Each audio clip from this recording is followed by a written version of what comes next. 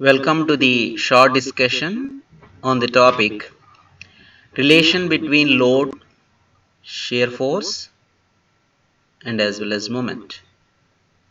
So relation among these three parameters we are trying to see, which is a part of the um, shear force and bending moment unit in the course strength of materials 1. So let us look at the relation among these three quantities. Uh, for this, what I am doing is I am taking a simply supported beam. One can take a different type of even loading also. Here we have taken a uniformly distributed load which is placed over a simply supported beam, right? So there is a simply supported beam having a span of L and subjected to a load of W kilonewton per meter or even Newton per meter throughout its length. It is not a partial UDL, it is acting throughout, and as soon as you keep a load on the beam, there will be a development of reactions at the supports. There is a roller and there is a hinge. And we don't have to keep much effort here, straight away you get the reactions, right?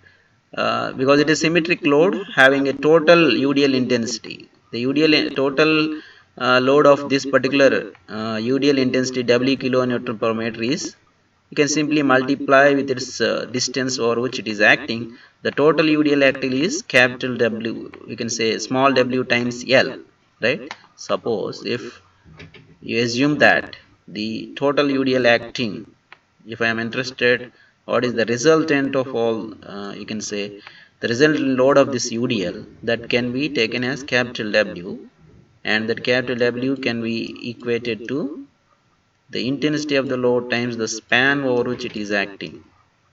So this is W times L, and that preferably you can keep at the center of the loading, right? Then reactions are pretty easy because it is symmetrical load, point load subjected. Then of course the reactions are, this is WL by 2, because total load half will be distributed to this support and half will be distributed to this support. So under this loadings, right, reactions and as well as the loading, the whole beam is kept in equilibrium. Alright, now at this instant what I am doing is I am taking a section at a particular distance small x from the left hand side, right? One can even take from the right hand side, doesn't make any difference, the result is the same. So if I cut a section at a distance x from the left support A, that look like this, okay? So when I take a section means obviously I will remove the other part of the beam and right, and other part of the beam, and the equivalent representation of that part which is removed should be kept while I am removing the other part of the beam, right? At any section in a beam, wherever you cut, you will always be having a shear force and a bending moment.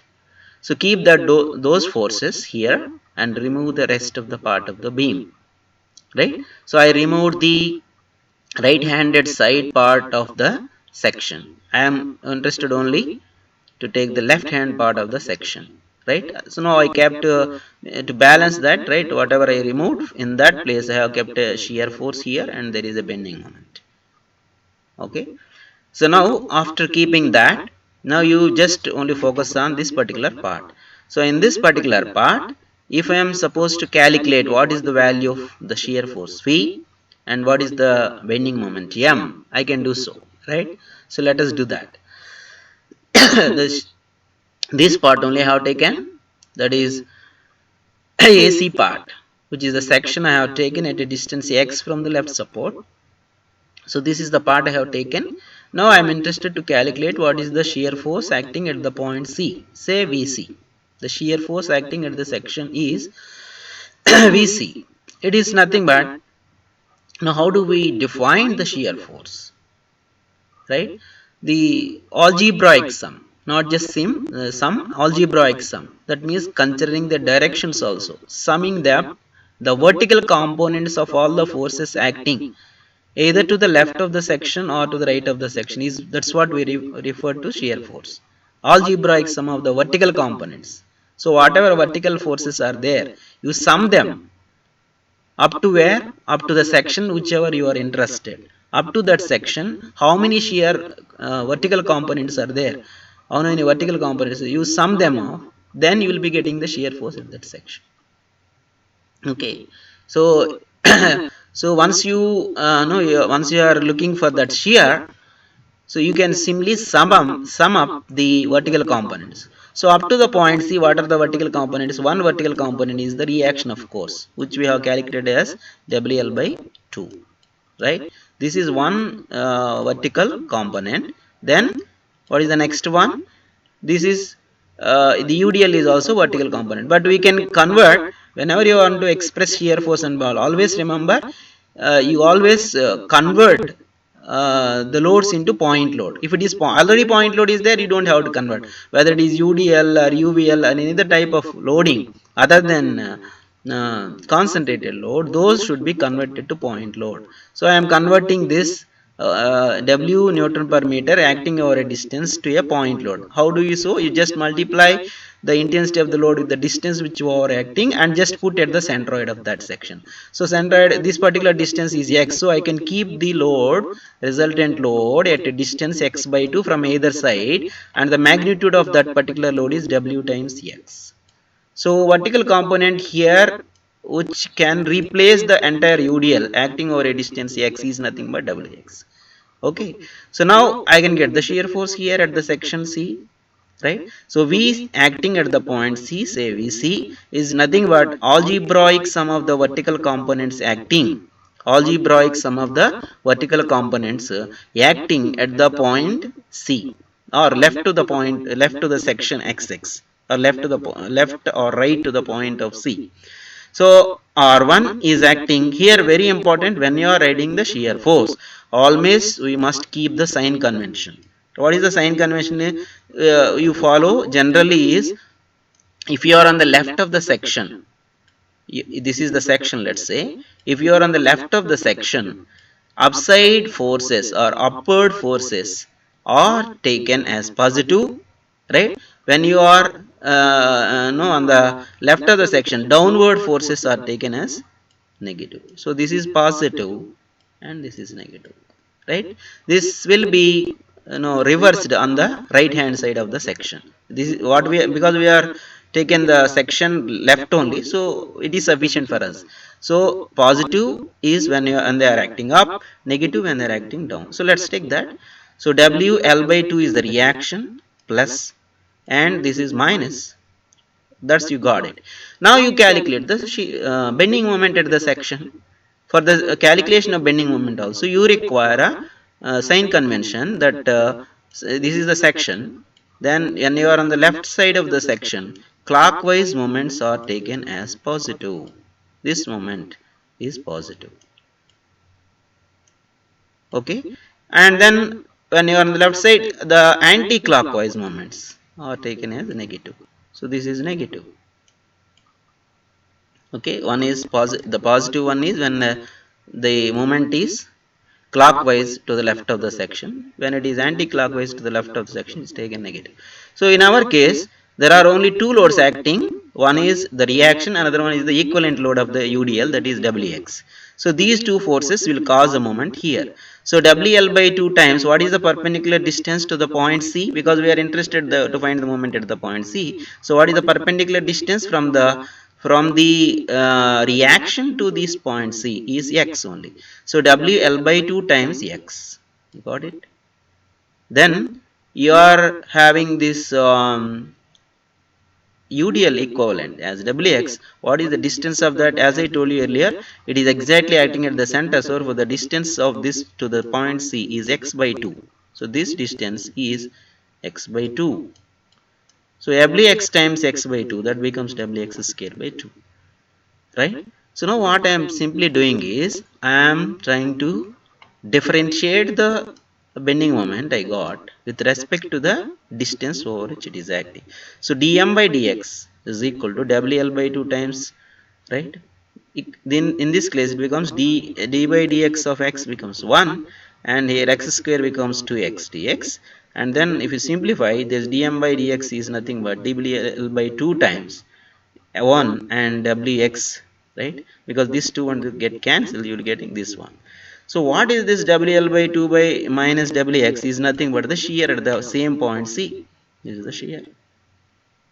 That means if you are differentiating the bending moment with respect to the distance, you are going to get the shear force acting at the same point. Wherever you got the expression for bending moment at the same point, if you could differentiate that m function, you will be getting the shear force at that same point. Okay, so this is one conclusion. Another one is, if I differentiate it this one more time, okay, let's see what happens. If I integrate one more time, first you got a shear, right? Then if I integrate one minus, that means this is v equal to wl by 2 minus, right? This is your vc. So now again you differentiate it with respect to x. Then what will happen? dv by dx is equal to, this is constant, right? This becomes 0 and this becomes minus w. So you are getting, like, again, by differentiating one more time the bending moment function, that means differentiating altogether two times, or differentiating the shear force once, you will be getting the intensity of the load. So that means what I can say, the rate of change, the previous one, the conclusion of the previous one is, that means dm by dx equal to is, what I can say is rate of change of bending moment, which means m2 minus m1, right, is equal to, between two, consider any 2 points, say 1 and 2, m2 rate of change of bending moment is nothing but it with respect to x equal to the shear force.